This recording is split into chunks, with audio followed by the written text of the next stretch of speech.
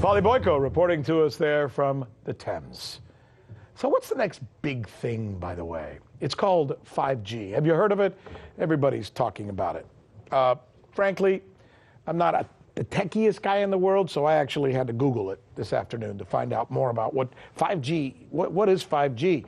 So I looked at Wikipedia, and here's what I found out that Wikipedia says. 5G, according to Wikipedia, is the latest generation of cellular communications targeting high data rates, reduced latency, energy savings, cost reductions, higher system capacity, and massive connectivity. There you go. A bunch of big words that may mean something to you, maybe not. But it does sound impressive, right? Who wouldn't want all of that? Well, some might ask, there's got to be a catch. So joining us now is our correspondent, Michelle Greenstein, with the latest on 5G. And I guess the question would be then, here's the setup, ba-dum-bum, is there a catch? There is, just a small one. It might kill you. Good to know. So you'll find. How so?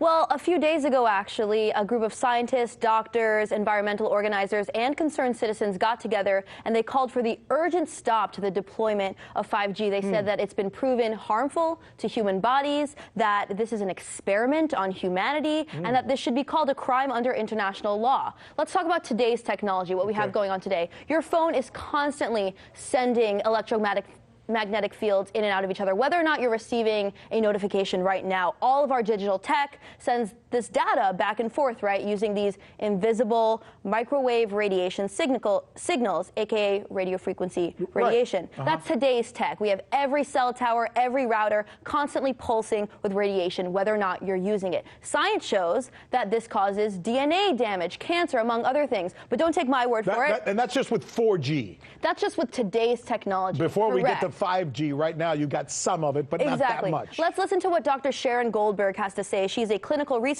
and an internal medicine physician. This is what she has to say about what we're using today. Wireless radiation has biological effects, period.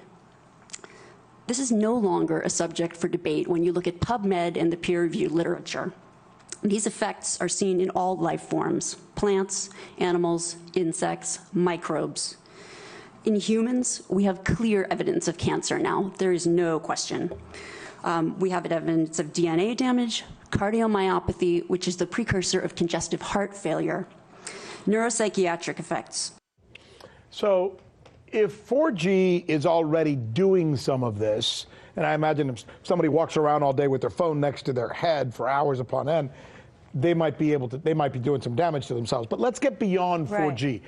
How much more potentially dangerous will 5G be, and why? Well, here's what's really dangerous about 5G. I mean, it's being sold to us as super awesome. You know, your toaster can talk to your door lock. It can talk to your self-driving car. Like, you have a thermostat in your home that knows when you're home. You have these smart homes. Like, it just really sold to us as being awesome. But the downside is that with this rollout, it will be impossible to exist in a city or to walk outside without being exposed. There's going to be a cell tower in front of every few houses, and this means that your personal choices, whether or not you personally use a cell phone or hold it 10 inches away from your head, that cannot escape you from your radiation exposure. So let's listen to what Dr. David Carpenter, another public health physician and actually a signatory to this international appeal, had to say. I asked him about the safety testing that's been done with this 5G rollout. Okay. There's been no safety testing of 5G. The reason I think that it's dangerous is that there isn't any specific information to 5G. But we know that radio frequency radiation of 3G and 4G are associated with a whole variety of different human health effects. Everyone is going to be exposed to radio frequency radiation more continuously and at higher intensities. And that's going to cause more human disease. So if I was your big brother or your dad, and you're being a little younger than me and probably have a little more awareness of this stuff, and I asked you, So when you described 5G, for those in the audience that maybe don't understand it, it's like this Alexa thing that's being sold to us. It's this thing in our homes where, as you said, our toaster's talking to our phone and our phone is talking to... The Internet of Things, right? I mean, if you go online and Google Internet of Things, it's just like utopian Everything is vision. connected, right? Everything, yeah. Sounds super amazing. That's what 5G will eventually hope to become. Exactly. And you're saying it's too much. It's too omnipresent. Well, I'm saying that there should at least be a public debate about the health effects. And the fact is the government is completely not jumping on the ball. I mean, because of the Telecommunications Act of 1996, which says that no state or local government can regulate the placement of any cell towers regardless of environmental effects. Right. That has really laid, there it is right there, that has really laid the groundwork for this toxic infrastructure. What is that we're looking at? I mean, this is the Telecommunications Act of 1996. It's long. Why am I reading it?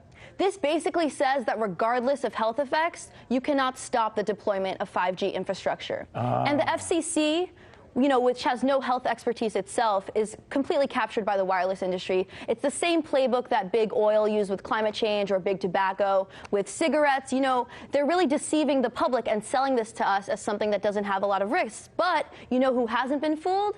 The insurance companies. They are not selling any product liability policies that cover cell phone radiation because they aren't fooled by these studies. And look, when people find reports, it is. When usually when you or I go online and find reports about wireless tech to find that it's harmless or that there's no evidence of harm, we're usually looking at industry-sponsored studies. Yeah.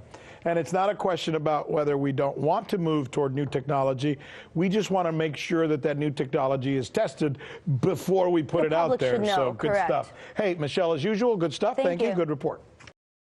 Hey YouTube, thanks for checking out our channel. We hope you enjoyed the video.